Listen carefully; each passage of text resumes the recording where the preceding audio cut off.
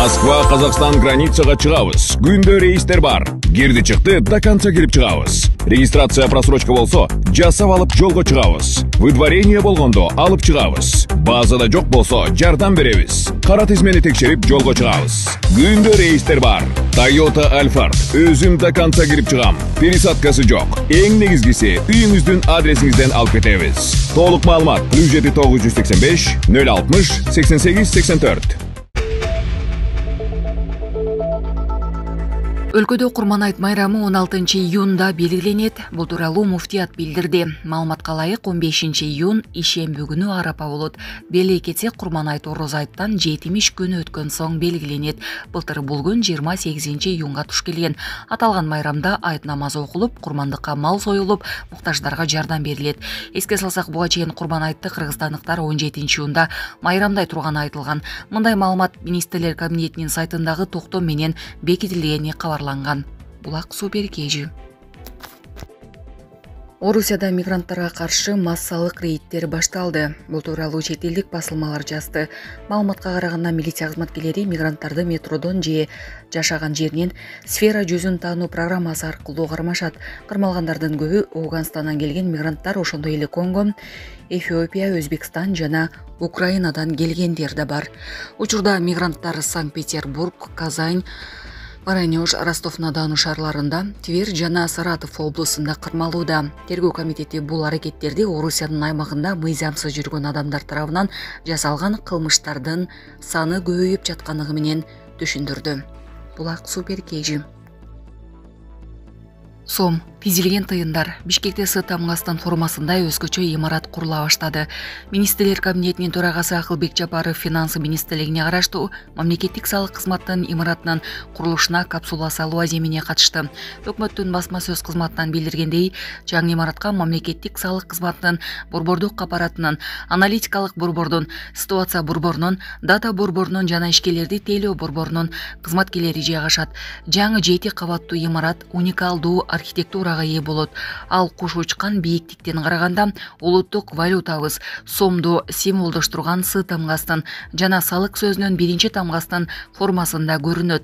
Мындан тышкары имараттын Урматтуу Москва шаарындагы мекендештер, эгерде сизди тиш оорусу тынчсыздандырып жатса, анда сизге Умбем клиникасын сунуштайбыз. Стоматология заманбап техникалык каражаттар жана материалдар менен камсыздалган. Жогорку даражадагы адистер өз ишинин сапатына кепилдик беришет. Хирургиялык стоматология, тиштерди кооздоп калыбына келтирүү, кандай гана оор абалдагы тиш болбосун, оорутпай алып салабыз, жулабыз. Тиштерди кесипкөй чеберчиликте, гигиеналык тазалоодон өткөрөбүз. Брекет системабыз да бар. Имплантация жасайбыз. Протездөө, металлокерамика, цирконий жана башка түрлөрдү колдонуу менен сиз каалаган сапатта тиштериңиздерди оңдоп түзөп, салып жана тазалап беребиз. Биздин дарек Москва шаары, Нахимовский проспект метросу, Сивашская көчөсү 7 корпус 2. Байланыш номеру +7 925 103 22 77. Тизилген тыйындар болот.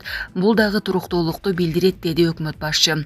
Министрлер кабинетинин башчысы курулуш иштерин сапаттуу жана өз мөөнөтүндө жүргүзүүнү тапшырып, салык кызматынын жаңы имараты жалпы жетишкендиктердин жана жаркын келечекке умтулуунун символу болорун кошумчалады. Булак Супер Кежи. Отушуңар керек эле. Садыр Жапаров оюндан кийин ак шумкарларга жолукту. Өлкө башчы Садыр Жапаров Малайзия менен болгон оюндан кийин кыргыз курамасынын футболчулары менен стадиондо жолукту. Азаматсыңар, бирок утуш керек эле да. Эч нерсе эмес, тең чыгуу дагы жаман эмес. Эми Оманды утуш керек же тең чыгуу керек. Ошондо биз чыга алабыз. Туурабы, деди футболчулар менен болгон жолугушууда президент. Кеч 6-июнда кыргыз курамасы дүйнө чемпиондугуна тандап алуу оюнунун алкагында Малайзия курамасын кабыл алып 1-1 эсебинде тең чыкты. Булак Супер Кежи. Президент Садыр Жапаров өлкөнүн футбол боюнча улуттук курама командасына автобус белек кылды. Бул тууралуу өлкө башчынын маалымат кызматы билдирди. Маалыматка ылайык, кечээ 6-июнда Дөлөн Өмүрзаков атындагы стадиондо орун алган оюндан кийин мамлекет башчысы футболчулар менен жолугушуп, башкы машыктыруучу Штефан Тарковичке автобустун ачкычын тапшырган.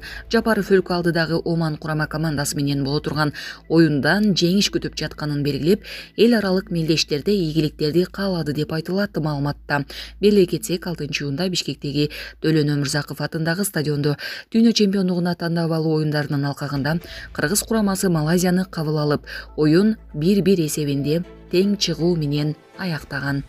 Булак суу берекежи. Садыр Жапаров Пекинде темир жол куруу боюнча макулдашууга жетишкендерге кайрылды. Кечээ 6-июнда өлкө башчысы Садыр Жапаров Кытай, Кыргызстан, Өзбекстан темир жолу долбоорун биргелешип илгерилетүү боюнча 3 өлкөнүн ортосундагы макулдашууга кол коюу аземинин катышуучуларына видео кайрылуу жасады. Бул тууралуу президенттин маалымат кызматы билдирди. Белгилүү болгондой, кол коюу аземи Пекин шаарында 3 өлкөнүн бийлик өкүлдөрүнүн катышуусунда өттү. Кыргыз тараптан транспорт жана коммуникациялар министри Тилек Текебаев катышкан. Сиздерди Кытай, Кыргызстан, Өзбекстан темир жолун куруу долбоорун ишке ашыруунун башталышын белгилеген тарыхый окуя менен куттуктайм. Бул долбоор бир алкак, бир жол демилгесинин маанилүү бөлүгү болот. Темир жол Кытай менен Борбордук Азия өлкөлөрүн бириктирип, андан ары Европа жана Перс булуңундагы өлкөлөргө чейин ташуулардын жаңы каттамдарына жол ачарын белгилей кетүү керек. Бул биздин өлкөлөрдүн ортосундагы соода-экономикалык кызматташууга ар тараптан оң таасирин тийгизерин шексиз, деди Жапаров. Мамлекет башчысы көп жылдык сүйлөшүүлөрдүн жыйынтыгында тараптар акыркы 2-3 жылда олуттуу прогресске жетише алышканын белгилеген. Менин 2023 жылдын май айында Кытайга болгон мамлекеттик сапарымдын жүрүшүндө Кытайдын төрагасы урматтуу Си Цзиньпин мырза менен болгон жолугушуумда бул темир жолдун курулушун тез арада баштоо зарылдыгы жөнүндө принциптүү өз ара түшүнүшүүгө жетишилди. Жолугушуунун жыйынтыгы маанилүү болуп, бул долбоорду ишке ашырууну олуттуу илгерилетүүгө мүмкүндүк берди. Алсак үч тараптын биргелешкен аракети менен 2023 жылдын ортосунда долбоордун техникалык, экономикалык негиздемеси иштелип чыкты. Андан кийин биздин өлкөлөрдүн мамлекеттик темир жол ишканалары тарабынан биргелешкен ишкана түзүү жолу менен долбоорду ишке ашыруунун механизми жөнүндө жалпы түшүнүүгө жетишилди. Үч өлкөнүн өкмөттөрү долбоорду ишке ашырууда колдоо көрсөтүүгө даяр, деген ал. Булак Суперкежи. РСК банкынын аталышы Элдик банк болуп өзгөрдү. Кыргызстандагы РСК банкы ачык акционердик коому фирмалык аталышын өзгөрттү. Мекеме эми Элдик банк ачык акционердик коому болуп аталат. Улуттук банк аты өзгөргөнүнө байланыштуу ААКтын лицензиясын алмаштырды. Буга чейин РСК банкынын аталышы өзгөрө турганын президент жарыялаган. Элдик банк аркылуу мамлекеттик ипотека алгандарга баштапкы төлөм үчүн арзан кредиттер берилет. Булак Спутник Кежи.